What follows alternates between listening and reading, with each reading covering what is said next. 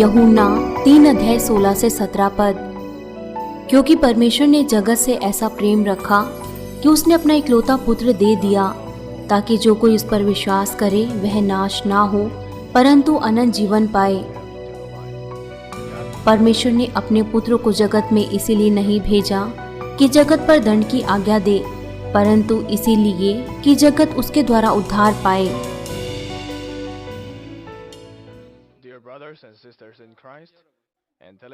मसीह में प्रिय भाइयों और बहनों और टीवी के श्रोताओं, ये स्वर्ग के ऊपर संदेशों की श्रृंखला का दूसरा संदेश है। पिछले संदेश में मैंने आपको बताया था कि स्वर्ग वो एक वास्तव में संसार है। जब किसी व्यक्ति के जीवन का इस पृथ्वी पर अंत होता है तो केवल इस पृथ्वी पर ही उसका अंत नहीं होता। उसके बाद वो व्यक्ति या तो ज्योति के संसार में जाएगा या फिर अंधकार के संसार में जाएगा, जिसे हम स्वर्ग या फिर नरक कहते हैं। अगर सभी व्यक्ति इसी बातों पर विश्वास करते हैं तो फिर सभी के सभी लोग स्वर्ग में जाना चाहेंगे। लेकिन जिस तरीके से कहा जाता है कि अगर हमें ट्रेन में या फिर अगर हमें हवाई जहाज़ में यात्रा करनी है तो फिर हमें वहां जाने के लिए टिकट की आवश्यकता होती है, इसी तरीके से हमें स्वर्ग में जाने के लिए भी टिकट की आवश्यकता होती है। तब किस तरीके से हम इस टिकट को ले सकते हैं, और इसके अलावा किस तरीके से हमारा आत्मा और प्राण जो इस पृथ्वी पर है वो किस तरीके से स्वर्ग में जाएगा। वो कौन सा स्थान होगा जहां हम स्वर्ग के राज्य में जाएंगे और हम वहां पर फिर क्या करेंगे। प्रिय भाइयों और बहनों, आप कल्पना कीजिए यदि कोई व्यक्ति एक ऐसे स्थान के बारे में बताता है जहां बहुत से लोग घूमने जाते हैं। अगर कोई व्यक्ति वो भी वहां पर जाने की योजना बना रहा है और कोई एक ऐसा व्यक्ति है जो वहां पर जाने की योजना नहीं बना रहा, तो उन दोनों के विचार अलग अलग होंगे। जो वहां पर जाना चाहते हैं तो वो सोचेंगे कि क्या वास्तव में ऐसा कोई स्थान है, मैं कब वहां पर जाऊंगा। लेकिन वो व्यक्ति जो पहले से ही हवाई जहाज की टिकट को खरीद चुका है तो उसके पास बिल्कुल अलग तरीके के विचार होंगे। ये व्यक्ति यूँ हर एक उन गहरी बातों पर ध्यान देगा कि किस एयरपोर्ट पर वो पहुंचेंगे, क्या वहां पर जाना वो आसान होगा, वहां पर जाने के बाद होटल में जाने के लिए वो किस तरीके की बसें या फिर किस तरीके की कारों का उपयोग करेंगे और किस तरीके की सुविधाएं उनको होटल में मिलेंगी। ये आपके साथ भी बिल्कुल वैसा ही है। जो यहाँ तक कि जो इस संदेश का एक भी शब्द खोना नहीं चाहते और जो स्वर्ग के राज्य में जाना चाहते हैं, विशेष तौर से यरूशलेम में, और जो ऐसा महसूस करता है कि इस संदेशों में कुछ भी अच्छा नहीं है, वो नींद में खो जाते हैं, वो वास्तव में ऐसे लोग हैं जो अपने आप की तैयारी नहीं कर रहे। इसी तरीके से अगर आप वास्तव में स्वर्ग में जाना चाहते हैं तो आपको सबसे पहले जांचना है कि क्या आपके पास स्वर्ग के राज्य में जाने के लिए टिकट है। उदाहरण के लिए, क्या आप चाइना में बिना वीज़ा के जा सकते हैं, और इसके अलावा क्या आप वहां पर बिना हवाई जहाज की टिकट के जा सकते हैं। इसी तरीके से स्वर्ग के राज्य में भी जाने के लिए आपको जांचना है कि अभी आपके पास टिकट है या नहीं। अगर आपके पास अभी टिकट नहीं है तो मैं आपको इस संदेश में बताऊंगा कि आप किस तरीके से टिकट प्राप्त कर सकते हैं। मैं आशा करता हूं कि आप इस संदेश को ध्यानपूर्वक सुनेंगे और आप परमेश्वर के वचनों के अनुसार चलेंगे। जिस तरीके से कोई एक व्यक्ति पिकनिक पर जाने की योजना बनाता है तो वो स्थान के बारे में गहराई से जानकारी प्राप्त करने की कोशिश करते हैं। मैं आशा करता हूं कि आप इस संदेश को जो स्वर्ग के बारे में है, आप उस तरीके के हृदय के साथ आप इस संदेश को सुनेंगे। इस तरीके से अगर आप हर एक संदेशों को सुनने की कोशिश करेंगे तो मैं प्रभु यीशु मसीह के नाम से प्रार्थना करता हूं कि आपका विश्वास वो और ज़्यादा बढ़ने पाए और आपकी आशा वो और ज़्यादा बढ़ने पाए। मसीह में प्रिय भाइयों और बहनों, अब हम किस तरीके से उस टिकट को प्राप्त कर सकते हैं ताकि हम स्वर्ग में जाने पाए। स्वर्ग की टिकट वो परमेश्वर के संतानों को परमेश्वर के द्वारा दी जाती है, जो स्वर्ग का मालिक है। यूहन्ना 3:16 और 17 पद कहता है, क्योंकि परमेश्वर ने जगत से ऐसा प्रेम रखा कि उसने अपना इकलौता पुत्र दे दिया, ताकि जो कोई इस पर विश्वास करे वह नाश ना हो परंतु अनंत जीवन पाए। परमेश्वर ने अपने पुत्र को जगत में इसीलिए नहीं भेजा कि जगत पर दंड की आज्ञा दे, पर इसीलिए कि उसके द्वारा बहुत से लोग उद्धार पाए। इसीलिए स्वर्ग के राज्य में जाने के लिए आपको सबसे पहले अपना उद्धारकर्ता प्रभु यीशु मसीह को ग्रहण करना है, जो परमेश्वर का इकलौता पुत्र है। रोमियो 10 अध्याय उसका 9 से 10 पद कहता है, यदि तू अपने मुंह से यीशु को प्रभु जानकर अंगीकार करे तो फिर क्या आप सिर्फ बचाए जाएंगे? तो क्या सिर्फ आप अंगीकार करने के द्वारा बचाए जाएंगे? या फिर आप नहीं बचाए जाएंगे? हाँ या नहीं? यहाँ पर मैं आपसे प्रश्न पूछ रहा हूँ। केवल अपने मुंह से अंगीकार करना कि यीशु प्रभु है, इसका मतलब यह नहीं कि आप बचाए जाएंगे। यहाँ तक कि आप जानते हैं कि परमेश्वर ने उसे मृतकों में से जिलाया, आप वहां पर नहीं बचाए जा सकते। ये पूरी की पूरी शर्तें नहीं है कि आप बचाए जाएं। ऐसा कहा गया है कि आप अपने हृदय से विश्वास करें कि परमेश्वर ने उसे मृतकों में से जिलाया, तब आप बचाए जाएंगे। केवल अपने मुंह से, केवल अपने होठों से अंगीकार करने के द्वारा या फिर ज्ञान के तौर पर उसे रखना, वो आपको नहीं बचा सकता। आप केवल जानते हैं और आप अपने मुंह से सिर्फ अंगीकार करते हैं, तो इसका मतलब यह नहीं कि आप बचाए जाएंगे। आप केवल तभी बचाए जाएंगे जब आप अपने हृदय से विश्वास करते हैं और तब आप अपने मुंह से अंगीकार करते हैं, क्योंकि धार्मिकता के लिए मन से विश्वास किया जाता है और उद्धार के लिए मुंह से अंगीकार किया जाता है। इसीलिए आपको जांचना है कि क्या आप हृदय से विश्वास करते हैं या नहीं। अगर कोई हृदय से विश्वास करते हैं तो धार्मिकता के मार्ग में जाएंगे और वो परमेश्वर के वचनों को अपने हृदय में रखेंगे, परमेश्वर की आज्ञाओं को मानेंगे, हर एक प्रकार के पापों और हर एक प्रकार के सत्य को दूर करेंगे। वो लगातार प्रार्थनाएं करेंगे क्योंकि वो अपने हृदय में इस बात पर विश्वास करते हैं कि यीशु वो हमारे पापों के लिए मरा, इसीलिए वो अपने पापों को दूर करते हैं और वो धर्मी जन बनते हैं। इसलिए जब कोई व्यक्ति अपने हृदय से अंगीकार करता है तब वो धार्मिकता में पहुंचेंगे और तब वो अपने मुंह से अंगीकार करेगा, तब वो बचाया जाएगा। इसलिए अब आप अपने बारे में जानते हैं कि क्या आप स्वर्ग के राज्य में जा सकते हैं या फिर नहीं। अब आप जान सकते हैं कि आपके पास स्वर्ग के राज्य में जाने के लिए टिकट है या नहीं।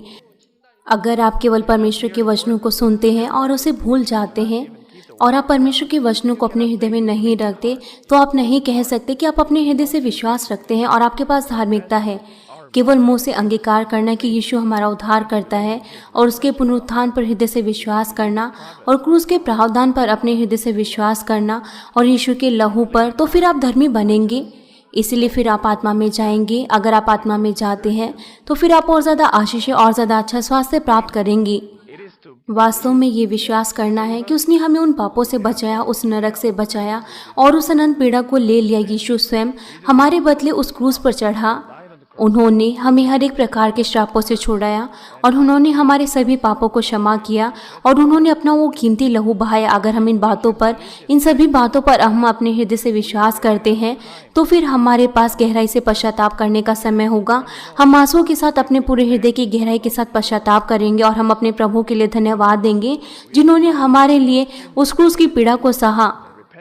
हम अपने उन सभी पापों को याद करेंगे जो हमने पहले किए। हम पश्चाताप की प्रार्थना करेंगे कि अब हम परमेश्वर के वचनों के अनुसार जिएंगे। तब परमेश्वर हमारी उस पश्चाताप की प्रार्थना को ग्रहण करेंगे और प्रभु यीशु मसीह के लहू के द्वारा हमारे हृदय को धोएंगे और फिर वो हमें एक गिफ्ट के रूप में हमें पवित्र आत्मा देंगे और फिर हम परमेश्वर की संतान बनेंगे जिन्होंने दोबारा से अपनी आत्मा में जन्म लिया है। तब हम पिता परमेश्वर को पिता कह सकते हैं और फिर हमारे नाम जीवन की पुस्तक में लिखे जाएंगे। जब हम उस टिकट को प्राप्त करते हैं तो फिर जीवन की पुस्तक में हमारे नाम लिखे जाते हैं। जब हमें पवित्र आत्मा मिलता है तो पिता परमेश्वर हमें पुत्र और पुत्री मानते हैं और फिर हमें स्वर्ग की नागरिकता मिलती है और हमारे नाम जीवन की पुस्तक में लिखे जाते हैं। फिर हमारा मसीह जीवन शुरू होता है और तब हमारी धार्मिकता शुरू होती है। प्रकाशित वाक्य 20 अध्याय उसका 15 पद कहता है, और जिस किसी का नाम जीवन की पुस्तक में लिखा हुआ ना मिला वह आग की झील में डाला जाएगा। वहां पर आग की झील है और गंधक की झील है। प्रकाशित वाक्य 21 अध्याय उसका 27 पद भी कहता है, और उसमें कोई अपवित्र वस्तु या फिर घृणित काम करने वाला या फिर झूठ का गढ़ने वाला वो किसी भी रीति से प्रवेश ना करेगा, केवल वे लोग जिनका नाम मेमने की पुस्तक में लिखे गए हैं। अगर आप बाइबल पढ़ते हैं तो फिर आप जानते हैं कि अपवित्र चीजें क्या हैं। आप घृणित काम करने वाले और फिर झूठ के गढ़ने वालों को भी जानते हैं और आपने झूठ बोलने वालों के बारे में सीखा है। झूठे व्यक्ति वो वहां पर नहीं जा सकते, लेकिन केवल वे लोग जिनके नाम जीवन की पुस्तक में लिखे गए हैं। इस तरीके से वे लोग जो परमेश्वर के संतान हैं, जिन्होंने पवित्र आत्मा पाया है और जो प्रभु यीशु मसीह में विश्वास करते हैं, और वो लोग जिनका नाम जीवन की पुस्तक में लिखे गए हैं, वे स्वर्ग के राज्य में जा सकते हैं। यहाँ तक कि हमने पवित्र आत्मा को पाया है और हम परमेश्वर के संतान बने और हमारे नाम जीवन की पुस्तक में लिखे गए, तो भी पवित्र आत्मा वो हमें से बुझाया जा सकता है और हमारा नाम जीवन की पुस्तक से काटा जा सकता है। प्रकाशित वाक्य 3 अध्याय उसका 5 पद कहता है, जो जय पाए उसका नाम कभी भी जीवन की पुस्तक से नहीं काटा जाएगा। निर्गमन 32 अध्याय उसका 32 पद भी कहता है, तो भी अब तू उनके पाप क्षमा कर, नहीं तो अपनी लिखी हुई पुस्तक में से मेरे नाम को काट दे। blot me out from your book which you have written. मेरा नाम उस जीवन की पुस्तक में से काट दे। यहाँ तक कि प्रेरित पौलुस ने भी इसी तरीके से अंगीकार किया और मूसा ने भी इस तरीके से प्रार्थना की, क्योंकि वो उन आत्माओं से बहुत ज़्यादा प्रेम करता था। बाइबल में लिखा गया है कि जीवन की पुस्तक से नाम भी काटे जा सकते हैं। क्या कारण है कि बाइबल में ये सभी की सभी बातें लिखी हुई हैं? क्योंकि जिनके नाम एक बार जीवन की पुस्तक में लिखे जाते हैं वो नाम वो वहाँ से मिट भी सकते हैं। पहला थिस्सलुनीकियों 5 अध्याय उसका 19 पद कहता है, आत्मा को ना बुझाओ, क्योंकि ऐसा भी संभव है कि आत्मा भी बुझ सकती है। यदि आप पवित्र आत्मा पाते हैं या फिर आप चंगाई प्राप्त करते हैं, आप किसी बात का उत्तर प्राप्त करते हैं, उस समय आप आत्मा से भरे हुए होते हैं। लेकिन अगर आप दोबारा से संसार में पड़ते हैं, आप दोबारा से पाप करते हैं, तो आपके हृदय में पीड़ा होती है और फिर आप पवित्र आत्मा की भरपूरी को खो देते हैं और आप प्रार्थना करना बंद कर देते हैं। आपका विश्वास और ज़्यादा कमज़ोर पड़ना शुरू हो जाता है और आप उस अनुग्रह को भूल जाते हैं। इसका मतलब है कि आपकी आत्मा वो बुझ गई है। यदि आपकी आत्मा पूरी तरीके से बुझ गई है तो आपका आत्मिक विश्वास वो पूरी तरीके से मिट जाएगा। आप कह सकते हैं कि आप जानते हैं, लेकिन फिर भी आप विश्वास नहीं करते। लेकिन आपको अपने हृदय से विश्वास करना है। यहाँ तक कि उस समय में अगर आपके पास थोड़ी सी भी बीमारी होगी तो आप प्रार्थना नहीं करेंगे, क्योंकि आपके पास उस समय ऐसा विश्वास नहीं होगा कि आप प्रार्थनाओं के द्वारा अपनी चंगाई को प्राप्त कर सकते हैं। इसीलिए आप अपने आत्मा को ना बुझाएं। इसीलिए ये पद हमें चेतावनी देते हैं कि ऐसे भी मामले हैं जहाँ पर पवित्र आत्मा वो बुझ सकती है। ऐसे मामले वो उनमें से एक है जो हमें स्वर्ग के राज्य में जाने से रोक सकते हैं। हमें कभी भी पाप नहीं करना चाहिए। पहला यूहन्ना 5 अध्याय उसका 16 पद कहता है, यदि कोई अपने भाई को ऐसा पाप करते हुए देखे जिसका फल मृत्यु ना हो तो विनती करे, तो फिर परमेश्वर उसे जिन्होंने ऐसा पाप किया जिसका फल मृत्यु है, इसके विषय में विनती करने के लिए नहीं कहता। ऐसी बहुत सी कलीसियाएं हैं जो हमें भाग्य के बारे में सिखाती हैं। वो कहती हैं कि जिसके भाग्य में होगा तो फिर वो बचाया जाएगा, चाहे वो कुछ भी हो, चाहे वो कितना भी पाप करे। ये बातें कोई मायने नहीं रखती। बाइबल हमें हमेशा पापों के बारे में बताती है, नए नियम में भी और पुराने नियम में भी। ऐसे बहुत से पाप हैं जो हमें मृत्यु की ओर ले जाते हैं और हमें इसके लिए कोई भी विनती नहीं करनी चाहिए। तो ऐसे प्रार्थनाएं, वो ऐसे मामलों में कभी भी प्रार्थनाएं वो काम नहीं करेंगी। इसलिए मैं हमेशा आपको ये बातें बता रहा हूँ। ये आपके लिए अच्छा है कि अगर आप कोई भी पाप ना करें, फिर भी आपको कभी भी ऐसे पाप नहीं करने चाहिए जो आपको मृत्यु की ओर ले जाए। क्यों आप नहीं बचाए जा सकते? इसलिए मैंने आपको बहुत बार सिखाया है कि किस तरीके के पाप वो आपको मृत्यु की ओर ले जाते हैं। आज ऐसे बहुत से लोग हैं, आप उन सभी लोगों को छोड़कर जो यहाँ पर है, वो इस तरीके से पूछते हैं कि क्या वो बचाए जाएंगे या नहीं और किस हद तक वो पाप कर सकते हैं ताकि वो बाद में उद्धार प्राप्त करें।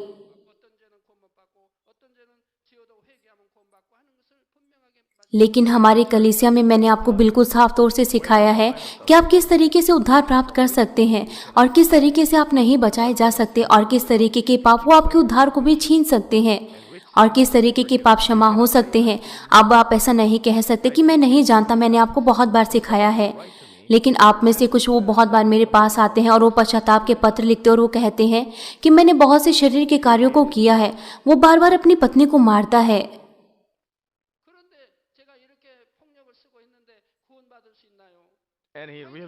और वो वास्तव में अब पश्चाताप करना चाहता है और वो अपने मार्गों से अपना मन फिराना चाहता है, लेकिन अब वो डरा हुआ है कि क्या वो बचाया जा सकता है या नहीं, क्योंकि उसने अपनी पत्नी को मारा। अब उसके अंदर डर है। मैंने आपको हमेशा बताया है कि निश्चित तौर से आपको किसी के साथ कभी भी लड़ाई झगड़ा नहीं करना चाहिए, क्योंकि आप बहुत बार लड़ाई झगड़ा करते हैं, आप दूसरों के साथ हिंसा करते हैं। अगर परमेश्वर नाराज हो तो फिर कौन इस संसार में बचाया जा सकता है? यहाँ तक कि आप में से भी, आप में से आपने ऐसी बहुत सी चीजें बार बार की हैं। ऐसे मामलों में अगर उन्होंने अपने पूरे हृदय से पश्चाताप किया तो फिर वो बचाए जा सकते, लेकिन फिर भी ऐसे कुछ पाप हैं जो मृत्यु की ओर ले जाते हैं। और मैं आपको हमेशा बताता हूँ कि आप उन पापों को ना करें। यहाँ तक कि अगर आप परमेश्वर के संतान बन गए हैं, आपने दोबारा से आत्मा में जन्म लिया है, जब तक हम पूरे उस स्तर तक ना पहुंच जाएं, तो हमें हमेशा परमेश्वर के वचनों के अनुसार जीना है और हमें किसी भी छोटे या बड़े पाप को नहीं करना। लेकिन अगर हम उन पापों के लिए पश्चाताप करते हैं तो परमेश्वर हमें क्षमा करते हैं और हम दोबारा से स्वर्ग के राज्य की ओर जा सकते हैं। ऐसे कुछ पाप है जो क्षमा हो सकते हैं और जो हमें मृत्यु की ओर नहीं ले जाते, लेकिन कुछ ऐसे पाप है जो क्षमा नहीं हो सकते, In either this ना तो अभी और ना आने वाले समय में। thus there are sins leading to death. उनमें से सबसे पहला है पवित्र आत्मा के विरोध में बोलना और पवित्र आत्मा के कार्यों में बाधा डालना। Spirit as जिस तरीके से मत्ती 12 अध्याय उसके 31 से 32 पद में कहा गया है, मरकुस 3 अध्याय उसके 9 पद में कहा गया है और लूका 12 अध्याय उसके 10 पद में कहा गया है। और दूसरा है कि वो लगातार पाप करते रहते हैं, यहाँ तक कि वो और ज़्यादा गहराई से पाप करते, यहाँ तक कि वो सत्य को जानते, वो अनुग्रह को जानते हैं, वो बार बार परमेश्वर के पुत्र को क्रूस पर चढ़ाते हैं। it is explained in ये इब्रानियों 6 अध्याय 4 से 6 पद में कहा गया है और इब्रानियों 10 अध्याय 26 से 27 पद में बताया गया है। बहुत से ऐसे पाप हैं जो मृत्यु की ओर ले जाते हैं, जैसे कि शरीर के कार्यों को बार बार करना। जिस तरीके से गलातियों 5 अध्याय 21 पद में लिखा गया है, जो ये सभी कार्य करते हैं वो कभी भी स्वर्ग के राज्य में नहीं जाएंगे। लेकिन मैंने आपको पहले से शरीर के कार्यों के बारे में बताया है, शरीर के कार्य भी वो बिल्कुल अलग अलग तरीके की हैं। even if यहाँ तक कि अगर आप लड़ाई झगड़ा करते हैं, अगर आप पश्चाताप करेंगे तो परमेश्वर आपके पापों को क्षमा करेंगे और वो आपको मृत्यु की ओर लेकर नहीं जाएंगे। यदि आप पश्चाताप करते हैं, अपने मार्गों से मुड़ते हैं, तो फिर आप बचाए जाएंगे। लेकिन शरीर के कार्यों को बार बार करना वो आपको मृत्यु की ओर ले जाएगा। यदि आप और ज़्यादा गहराई से इसके बारे में जानना चाहते हैं तो फिर आप क्रूस के संदेश सुन सकते हैं। यहाँ तक कि मैंने आपको बहुत बार ऐसे संदेश दिए हैं उन विषयों के ऊपर, ऐसे पाप जो बहुत बार मृत्यु की ओर ले जाते हैं, तो आप इन्हें भी सुन सकते हैं। आपको एक चीज़ यहाँ पर साफ तौर से समझनी चाहिए, जिस तरीकों से परमेश्वर के वचनों के अनुसार उद्धार पूरा होता है, तो हमारा न्याय भी वो परमेश्वर के वचनों के अनुसार होगा जो बाइबल में लिखे हैं। इसलिए मैं आशा करता हूँ कि आप सभी अपनी आत्मा में जागते रहेंगे जब तक कि आपकी आत्मा सुरक्षित तौर से स्वर्ग में ना पहुँचे। इसलिए आपको कभी भी पवित्र आत्मा के विरोध में नहीं बोलना चाहिए और आपको कभी भी पवित्र आत्मा के कार्यों में बाधा नहीं डालनी चाहिए और आपको पवित्र आत्मा का न्याय और उसकी निंदा नहीं करनी चाहिए। इस कलीसिया में शांति होना चाहिए और सबको एक साथ मिलकर रहना चाहिए ताकि शैतान वो कोई भी कार्य ना करने पाए। मैं उन सभी पास्टर से विनती करता हूँ जो प्रार्थना नहीं करते, आपको और ज़्यादा प्रार्थना करनी चाहिए। उन सभी साधारण लोगों से बढ़कर आपको प्रार्थना करनी चाहिए कि किस तरीके से आप आत्माओं को सिखा सकते हैं और आपको प्रार्थनाओं की अगुवाई करनी है। यहाँ तक कि डैनियल प्रार्थना सभा वो परमेश्वर के द्वारा दी गई है और आपको इसे करना चाहिए। आपको हर एक प्रकार के सांसारिक लाभ को छोड़ देना चाहिए और आपको संसार की चीज़ों का लाभ नहीं लेना चाहिए। आपको उन सदस्यों की देखभाल करनी है और आपको अपना बलिदान उन सदस्यों के लिए करना है। आपको ऐसा नहीं कहना चाहिए कि हमारी कलीसिया बहुत छोटी है, हमारे पास ज़्यादा लोग नहीं हैं कि हम उनकी देखभाल करें। क्योंकि आपकी कलीसिया छोटी है, इसलिए आपको और ज़्यादा मेहनत से सुसमाचार का प्रचार करना चाहिए। the second is दूसरा है लगातार वो अपनी इच्छा से बार बार पाप करते हैं और वो ऐसे पाप करते हैं जो मृत्यु की ओर ले जाते हैं। यहाँ तक कि वो सत्य को जानते हैं और आप बार बार परमेश्वर के पुत्र को क्रूस पर चढ़ाते हैं। आप जानते हैं कि ये पाप है, लेकिन आप फिर भी उसे बार बार करते हैं। ये केवल एक बार नहीं है, वो अपनी इच्छा से बार बार इन सभी पापों को करते रहते हैं। तब उनके हृदय में पीड़ा होती है और पवित्र आत्मा उनसे बुझ सकती है। वो इस संसार में पड़ जाते हैं और वो इस संसार से प्रेम करते हैं। उन्हें तुरंत ही पश्चाताप करना चाहिए, लेकिन वो ऐसा नहीं करते। इसलिए परमेश्वर उनकी मदद नहीं कर पाएंगे, परमेश्वर उन्हें त्याग देंगे और ज़्यादा पाप में पड़ना, यहाँ तक कि आप सत्य और उस अनुग्रह को जानते हैं, लेकिन आप बार बार पाप करते हैं और प्रभु को क्रूस पर चढ़ाते हैं। किस तरीके से हम बार बार प्रभु को क्रूस पर चढ़ा सकते हैं? वो जिन्होंने हमारे पापों के लिए बलिदान किया, जिन्होंने अपना कीमती लहू बहाया, किस तरीके से हम बार बार उनको क्रूस पर चढ़ा सकते हैं? मैं आशा करता हूँ कि आप इब्रानियों 6 अध्याय उसका 4 से 6 पद याद रखें और आप इब्रानियों 10 अध्याय 26 से 27 पद याद रखेंगे। also you must not और आपको अब और ज़्यादा शरीर के कार्यों को नहीं करना चाहिए और आपको उसी समय इस योग्य होना चाहिए ताकि आप पहचानने पाएं कि ऐसे कौन से पाप है जो मृत्यु की ओर ले जाते हैं और कौन से ऐसे पाप है जो क्षमा हो सकते हैं। लेकिन अगर आप लगातार शरीर के कार्यों को बार बार करते रहेंगे तो फिर परमेश्वर आपको पश्चाताप की आत्मा नहीं देंगे और आप एक ऐसी स्थिति में पहुंच जाएंगे जहां आप अपनी लालसाओं से पीछे नहीं मुड़ सकते। so you cannot इसलिए आप मृत्यु के मार्ग में जाएंगे। लेकिन मैं आशा करता हूँ कि आप धन्यवादी होंगे कि प्रभु ने आपके लिए वो कीमती लहू बहाया। committed sins आप में से कुछ लोग वो अपनी इच्छा से पाप करते हैं और वो फिर अपने आप से पश्चाताप नहीं कर पाते, लेकिन परमेश्वर आपको बार बार बहुत से पश्चाताप के मौके देते हैं। तो आपको कितना ज़्यादा धन्यवादी होना चाहिए कि इस तरीके से न्याय परमेश्वर वो इतना ज़्यादा आपको बार बार मौके देते हैं। ये इसीलिए है क्योंकि परमेश्वर वो प्रेम के परमेश्वर है। अब्राहम कितना ज़्यादा वो परमेश्वर से प्रेम प्राप्त करता था। अब्राहम वो विश्वास योग्य था और परमेश्वर उससे बहुत ज़्यादा प्रेम करते थे। so much. और अब्राहम ने उस समय जब परमेश्वर सदोम और अमोरा का नाश करने के लिए जा रहे थे, तो फिर अब्राहम ने प्रार्थना की ताकि वो उन्हें बचा सके। तो फिर परमेश्वर ने उन्हें क्षमा किया। परमेश्वर ने बहुत बार अब्राहम की प्रार्थनाओं का उत्तर दिया। It's the same here. क्योंकि मैं परमेश्वर के उस हृदय को जानता हूँ, इसलिए मैंने भी लगातार प्रार्थनाएं की। और मेरे पास ऐसे बहुत से कलीसिया के लोग हैं जो अभी भी शरीर के कार्य करते हैं और वो मृत्यु के मार्ग में जा रहे हैं, इसलिए मैं उन्हें ऐसे ही नहीं छोड़ सकता। मैंने परमेश्वर के सामने लगातार उनके लिए प्रार्थनाएं की। पिता, कृपया करके आप उन्हें क्षमा कीजिए, कृपया करके उन्हें क्षमा कीजिए, उन और मौके दीजिए। इसलिए मैंने बार बार उनके लिए प्रार्थनाएं की और फिर परमेश्वर ने बहुत बार मेरी प्रार्थनाओं का उत्तर दिया और परमेश्वर ने उन्हें पश्चाताप के मौके दिए।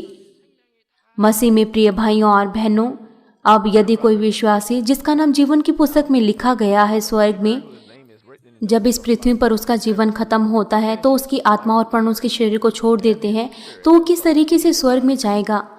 यदि उसकी आत्मा और प्राण शरीर को छोड़ दे तो फिर क्या उसकी आत्मा अचानक से ऐसे उड़ जाएगी जैसे चुंबक लोहे को खींच लेती है?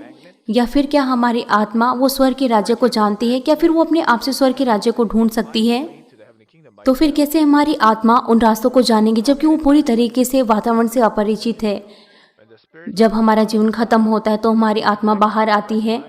ये शरीर नहीं होता, ये आत्मा होती है। इसलिए हमारी आत्मा वो शरीर को देख सकती है जिसमें से वो बाहर निकली है। आप आश्चर्यचकित हो सकते हैं कि यहाँ तक कि शरीर वो बिल्कुल उसी अवस्था में रहता है। या फिर आप कंफ्यूज हो सकते हैं, become confused about जब कोई व्यक्ति मरता है तो उसकी आत्मा जब शरीर से बाहर आती है तो वो देखता है कि उसका शरीर लेटा हुआ है। यहाँ तक कि कोई व्यक्ति परमेश्वर के वचनों को सुनता है और वो इस सभी तथ्यों को जानते हैं। and knew these facts.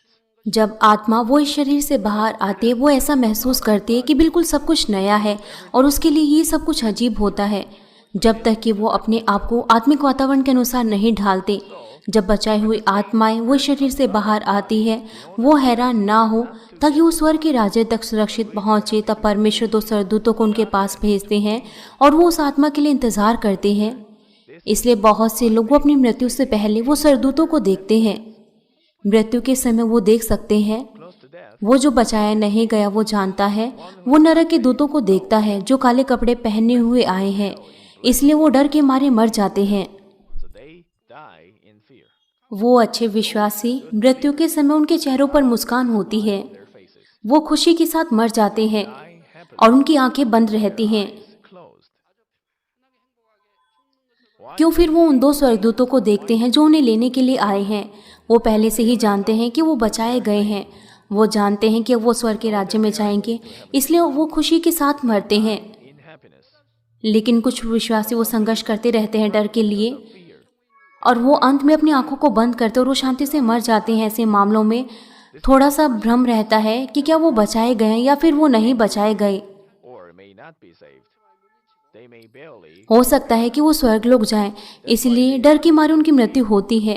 लेकिन अगर आप उस समय स्तुतियाँ गाएं और आप उस व्यक्ति की मदद करें और अगर आप दुष्ट शत्रु शैतान को दूर करें, अगर आप उस क्षण में उस व्यक्ति में विश्वास बोएं, तो हो सकता है कि वो व्यक्ति शर्मनाक उद्धार पाए।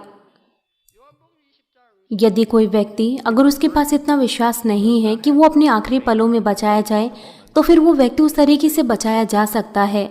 यूहन्ना 20 अध्याय उसका 12 पद कहता है, 2 स्वर्गदूतों को उज्जवल कपड़े पहने हुए, एक को सिराने और दूसरे को पैताने बैठा हुआ देखा। and one at the feet where the body of Jesus और लूका 16 अध्याय उसके 22 पद में कहा गया है, और ऐसा हुआ कि वह कंगाल मर गया और स्वर्गदूतों ने उसे लेकर अब्राहम की गोद में पहुंचाया, और वह धनवान भी मरा, वह मरा और गाड़ा गया। जिस तरीके से आपने देखा कि उद्धार पाई हुई आत्माएं, उनका आदर और सम्मान किया जाता है। वो केवल ऐसे ही खींची नहीं जाती, लेकिन स्वर्गदूतों के द्वारा उनको लाया जाता है।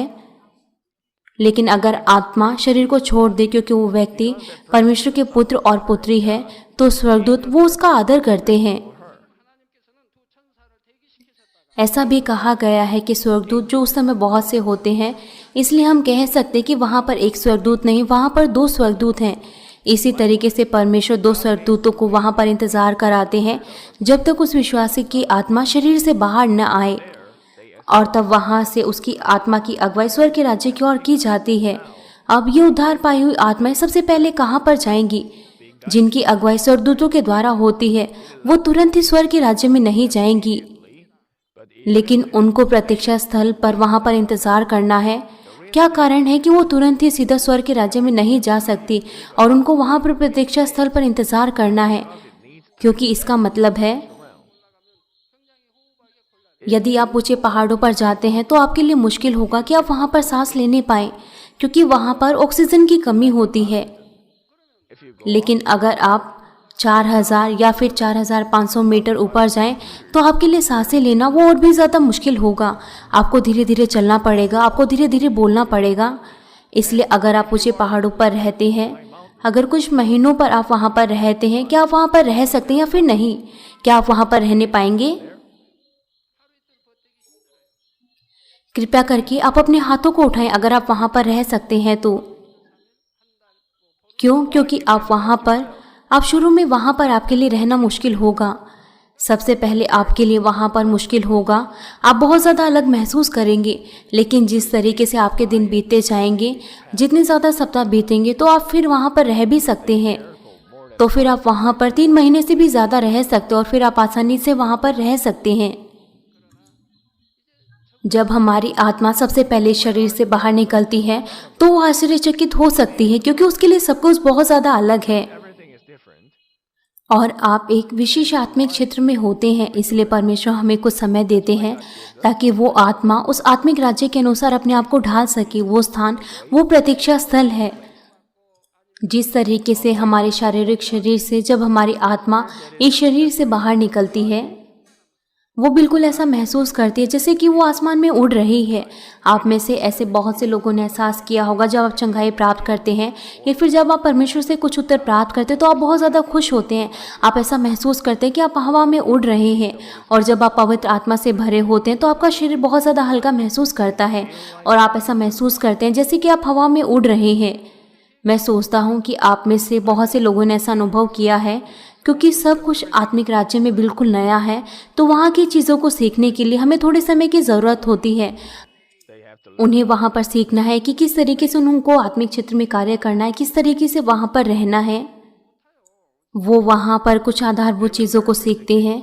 ये बिल्कुल वैसा है कि कोई अंतरिक्ष यात्री, उनको अंतरिक्ष में जाने से पहले उनको बहुत ज़्यादा लंबी ट्रेनिंग की ज़रूरत होती है कि वो बिना किसी गुरुत्वाकर्षण के वहाँ पर रह सकते।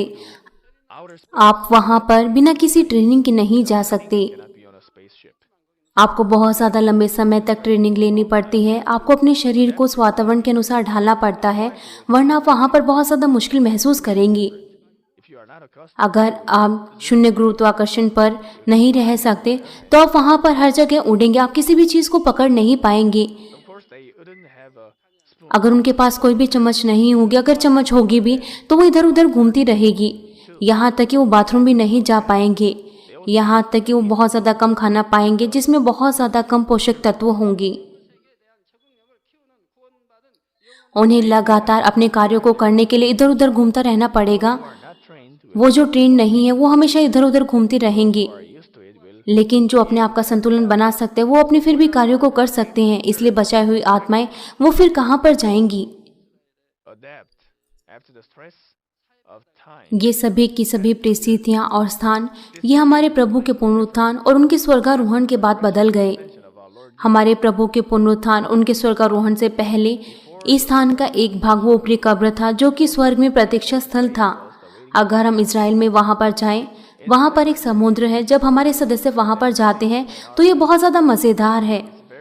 कुछ लोग वो बहुत ज़्यादा पानी पीना चाहते हैं और वो पानी पर तुरंत ही लेट जाते हैं, क्योंकि वो उस पानी पर लेटने की कोशिश करते तो उनका शरीर पलट जाता है। लेकिन वो जो पहले से वहाँ पर जा चुके हैं वो इस तरीके से नहीं करते, क्योंकि वो जानते हैं कि वो किस तरीके से उस पानी पर लेट सकते हैं बिना पलटे हुए। without sinking or turning over. लेकिन वो जो पहले वहाँ पर नहीं गए, जब वो ऐसा करने की कोशिश करते हैं तो उनका शरीर पलट जाता है। इसलिए उन्हें उस पानी से बाहर निकलना पड़ता है और उन्हें अपनी आंखों को धोना पड़ता है, क्योंकि वो पानी वो बहुत ज़्यादा नमकीन है। अगर वो सीखे, अगर वो दोबारा से वहाँ जाए तो फिर वो ऐसा कर पाएंगे। Even if they can lie on the water, they have to do it well when they come out. अगर वो जानते हैं कि कैसे उन्हें करना है, वहाँ पर एक तरीका होता है कि किस तरीके से हमें अपने पैरों को चलाना है। अगर वो नहीं जानते तो अभी की तभी तुरंत बाहर आ जाते हैं। इसलिए अब हम बाइबल में ढूंढ सकते हैं कि हमारे विश्वास के पूर्वजों ने अंगीकार किया। You have to get used to those things. इसलिए हम बाइबल में ढूंढ सकते हैं कि हमारे विश्वास के पूर्वजों ने किस तरीके से अंगीकार किया कि जब वो मरेंगे तो वो उस कब्र में जाएंगे। उत्पत्ति 37 अध्याय उसके 35 पद में कहा गया है, मैं तो विलाप करता हुआ अपने पुत्र के पास अधोलोक में उतर जाऊंगा। In mourning for जिस तरीके से अय्यूब 7 अध्याय 9 पद कहता है, जैसे बादल छटकर लोप हो जाता है, वैसे ही अधोलोक में उतरने वाला वहां से नहीं लौट सकता। गिनती 16 अध्याय उसका 33 पद कहता है, 3 says, और वे और उनका सारा घर बार जीवित ही अधोलोक में जा पड़े और पृथ्वी ने उनको ढांप दिया और वो मंडली में से नष्ट हो गए। alive to show ये लोग नहीं बचाए गए थे, these people were क्योंकि ऐसा कहा गया है कि वो अधोलोक में गए।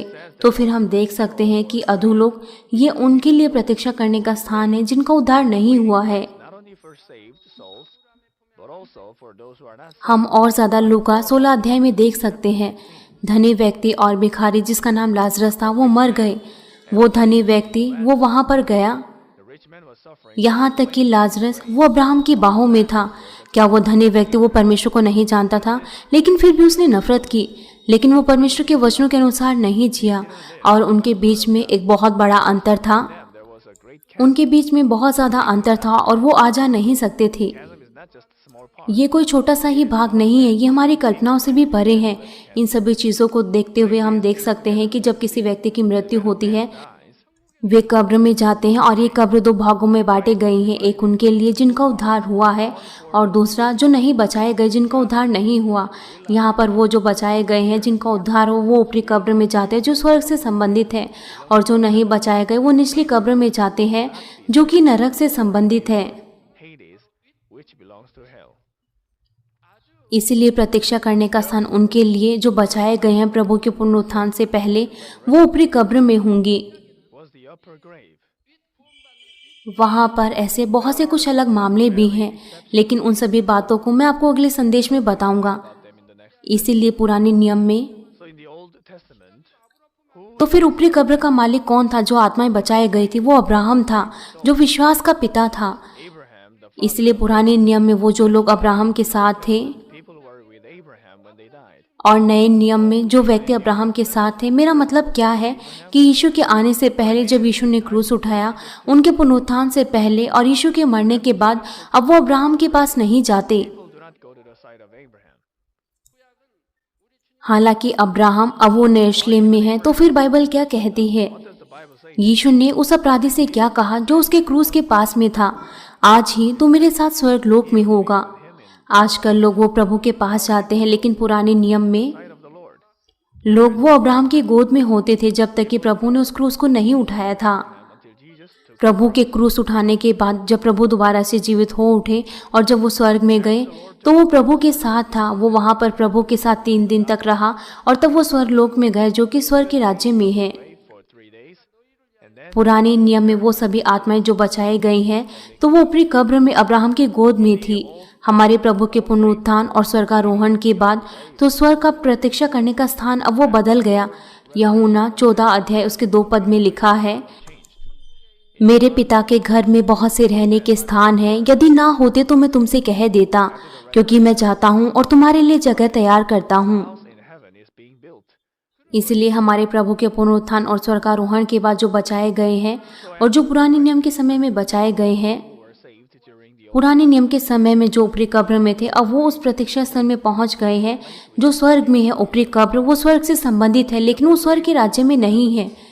अब ये प्रतीक्षा स्थल ये स्वर्ग में कहाँ पर है? kingdom of heaven. Now स्वर्ग के राज्य में एक स्थान है जिसे स्वर्ग लोक कहते हैं, और हमारे प्रभु के पुनरुत्थान और स्वर्गारोहण के बाद इस क्षेत्र का बाहरी परिसर वो प्रतीक्षा स्थल के रूप में प्रयोग किया जाता है। is used as वो ऊपरी कब्र में 3 दिन तक रहते हैं और तब वो इस प्रतीक्षा स्थल में जाएंगे जो कि स्वर्गलोक के परिसर में है।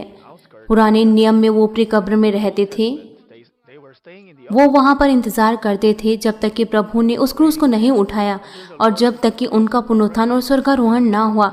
लेकिन हमारे प्रभु के पुनरुत्थान के बाद ये सभी के सभी स्थान बदल गए। लेकिन वो जो बताए गए हैं नए नियम के समय में जब उनकी आत्मा उनके शरीर को छोड़ती है तो सबसे पहले वो ऊपरी कब्र में जाते हैं और वहाँ पर 3 दिन के लिए रहते हैं 3 days to that. और तब वो वहाँ पर स्वर्गलोक के बाहरी परिसर में जाते हैं। यहाँ पर 2 अलग अलग मामले हैं। मैं आपको अगले संदेश में इनके बारे में बताऊंगा। भाइयों और बहनों, जब मैं कहता हूँ कि जो लोग बचाए गए हैं जब वो स्वर्ग के राज्य में जाते हैं ऊपरी कब्र से, तब हम सोच सकते हैं कि वो पहले से स्वर्ग के राज्य में है, तो फिर क्यों परमेश्वर ने उस प्रतीक्षा स्थल को बनाया जो कि स्वर्गलोक के बाहरी परिसर में है। वो लोग जो बचाए गए हैं वो सीधे तौर से अपने स्थानों पर जा सकते हैं। Places only केवल श्वेत सिंहासन के न्याय के बाद ये इसलिए है क्योंकि उन्होंने उसका न्याय प्राप्त नहीं किया। इसका मतलब है कि उनको अभी स्वर्गीय इनाम नहीं मिली है। the judgment of श्वेत सिंहासन न्याय से पहले वो वहाँ पर रहते हैं। जो यरूशलेम जाते हैं वो 3 दिन तक ऊपरी कब्र में रहते हैं और वो सीधे तौर से फिर यरूशलेम में जाते हैं।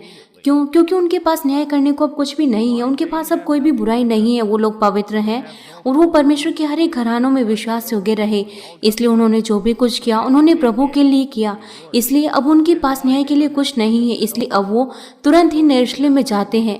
ये उनके लिए नहीं है जो तीसरी स्वर्ग के राज्य में जाते हैं। ये केवल यरूशलेम वालों के लिए है। क्या आप जानते हैं कि क्यों?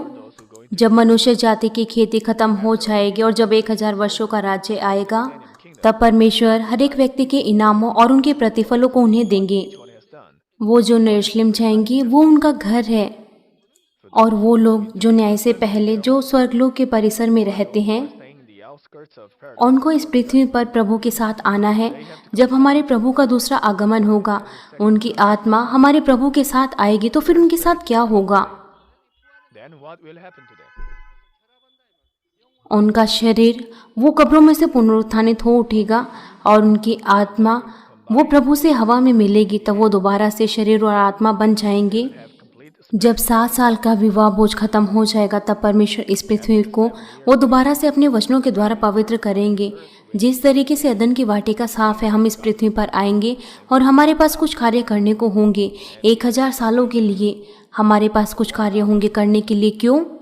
we have some work. क्योंकि शरीर के लोग वो बहुत से लोगों को जन्म देंगे। उस समय Will give birth to many. कोई भी बीमारी नहीं होगी। वो बार बार अपने बच्चों को जन्म देंगे। इसलिए पृथ्वी वो कुछ ही समय में भर जाएगी। Will be filled in. इसलिए आपको उन्हें मेहनत से सिखाना है। जब समय आएगा 1000 साल के बाद परमेश्वर दुष्ट और शैतान को छोड़ देंगे कुछ समय के लिए और फिर वो लोगों को धोखा देंगे। इसलिए आपको मेहनत से उन्हें सिखाना है ताकि वो धोखा ना खाएं। Teach them so that they will not. ये कितना ज़्यादा अद्भुत होगा। यहाँ तक कि आप उन्हें बहुत ज़्यादा सिखाएंगे 1000 सालों तक, तो भी वो लोग धोखा खाएंगे। You will teach them so much. For वो नरक के मार्ग में जाएंगे। they will still be deceived. आप इसे अभी नहीं समझ पाएंगे। They will take the यहाँ तक कि वो सभी चीज़ों को देखते रहेंगे। will understand it. ये आज भी बिल्कुल ऐसा ही है।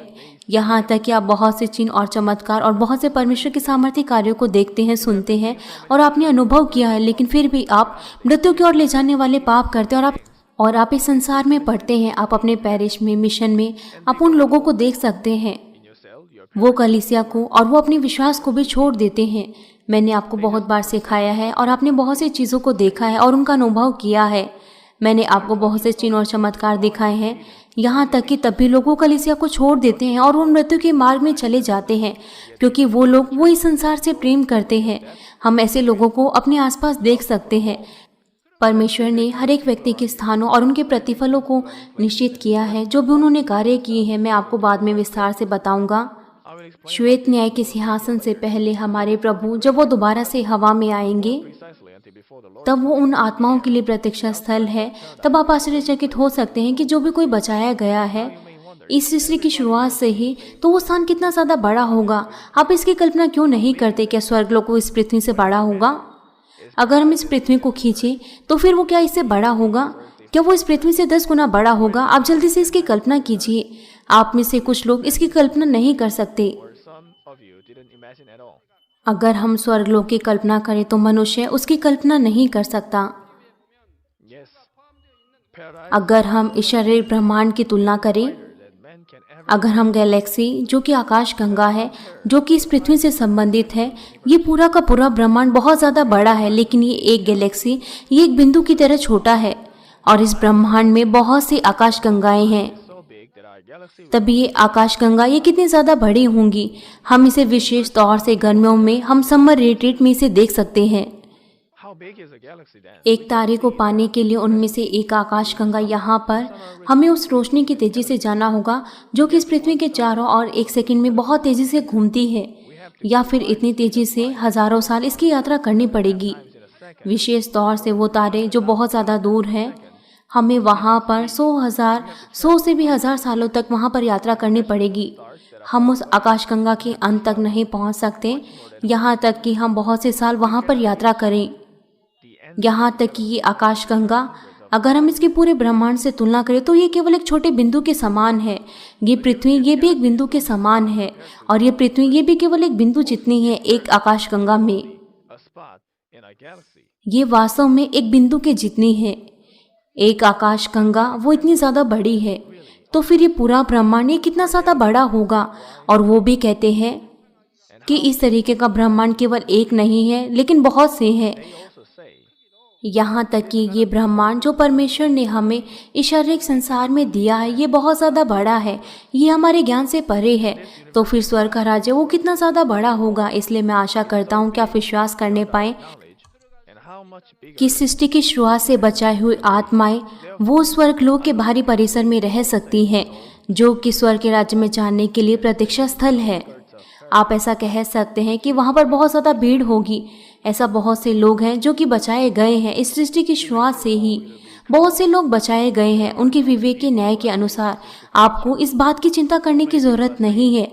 मैंने आपको बताया है you don't have स्वर्गलोक का साइज वो 100 गुना, 1000 गुना या फिर 10,000 गुना इससे बड़ा है। आप इसकी कल्पना नहीं कर सकते। or 10,000 times bigger. आप किस तरीके से कह सकते कि 1000, 10,000 वो इतना ज़्यादा बड़ा होगा। स्वर्ग का राज्य अगर हम उसको बढ़ाएं तो वो अनंत है, और विशेष तौर से स्वर्गलोक वहाँ पर सबसे ज़्यादा लोग होंगे, इसलिए ये वास्तव में अनंत है।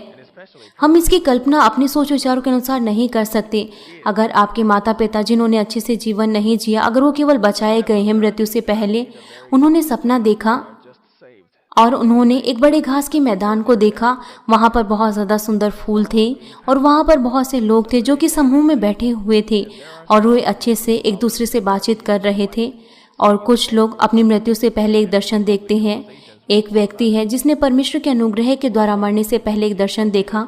उसने स्वर्ग के राज्य को देखा जहाँ पर वो जाएगा, Before he died. और फिर उसने अपने परिवार के सदस्यों से कहा कि मैंने एक ऐसे स्थान को देखा है। तो फिर ये व्यक्ति कहाँ पर जाएगा? वो स्वर्गलोक में जाएगा। Then where would this man उसने ये नहीं कहा कि उसने किसी घर को देखा, क्योंकि वो स्वर्गलोक में जाएगा। इसलिए उसने वहाँ पर हरा घास का मैदान देखा, वहाँ पर फूल थे, वहाँ पर कोई घर नहीं था। अगर वो किसी घर को देखता तो वो कम से कम पहले स्वर्ग के राज्य में जा सकता था।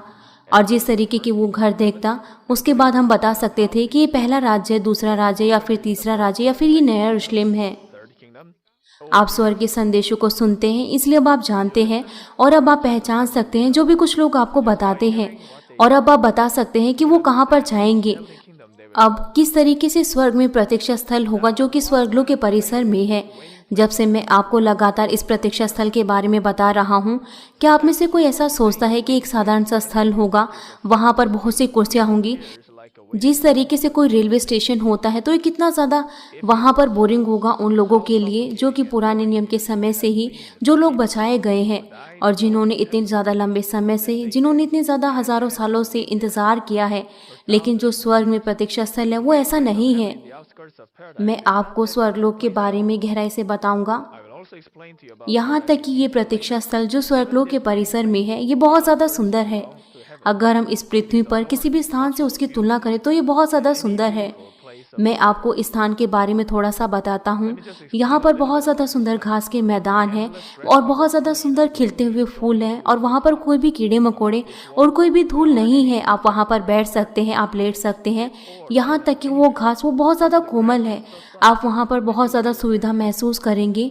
यहाँ तक कि अगर आप उस घास पर लेटें तो उसका कोई भी दाग वो आपके कपड़ों पर नहीं लगेगा और आपको किसी भी प्रकार की चोट नहीं लगेगी। यहाँ तक कि अगर आप बहुत ज़्यादा लंबे समय तक घास पर बैठे रहें तो आपको सूरज की किरणें भी प्रभावित नहीं करेंगी। वहाँ का तापमान ना ज़्यादा गर्म होगा ना ज़्यादा ठंडा होगा, वो बिल्कुल सटीक तापमान होगा। वहाँ पर सुंदर और कोमल हवाएं बहेंगी, वहाँ पर सुंदर फूलों की सुगंध होगी और बहुत सी पक्षियों के चहचहाने की आवाज़ होगी। अगर आप केवल उस स्थान को देखें तो आप बहुत ज़्यादा खुश होंगी। तो फिर वो लोग वहाँ पर क्या करेंगे जो इस प्रतीक्षा स्थल में होंगे? मैं आपको लगातार अगले संदेश में इसके बारे में बताऊंगा। प्रिय भाइयों और बहनों, मैं आपको इस संदेश का निष्कर्ष देता हूँ। आपको उस टिकट को लेने के लिए, स्वर्ग के राज्य में जाने के लिए, आप में से बहुत से लोग वो पहले से उस टिकट को ले चुके हैं। अगर अभी भी आपके पास नहीं है तो कृपया करके आप पहले उस टिकट को लें।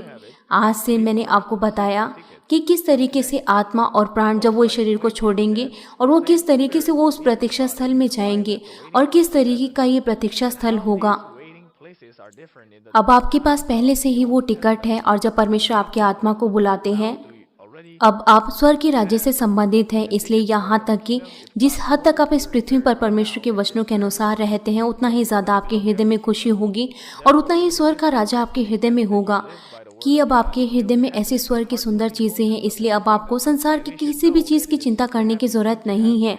यहाँ तक कि संसार में अगर कोई बहुत ज़्यादा अमीर व्यक्ति है या फिर कोई एक राजनीतिज्ञ व्यक्ति है जिसके पास बहुत ज़्यादा प्रसिद्धि है, वो हमेशा कुछ ना कुछ चिंता ही करता रहता है। लेकिन अगर आप भलाई करेंगे, अगर आप आत्मा में आएंगे, अगर आप स्वर्ग के नागरिक हैं, तो आप हमेशा खुशी और आप स्वर्ग के राज्य से भरे रहेंगे। मैं प्रभु यीशु मसीह के नाम से प्रार्थना करता हूँ कि आप सभी स्वर्ग के राज्य को अपने हृदय में रखेंगे ताकि आप सभी आनंदित हों और धन्यवाद दें और आप हमेशा परमेश्वर के वचनों में बने रहें। so that you will always rejoice and give thanks.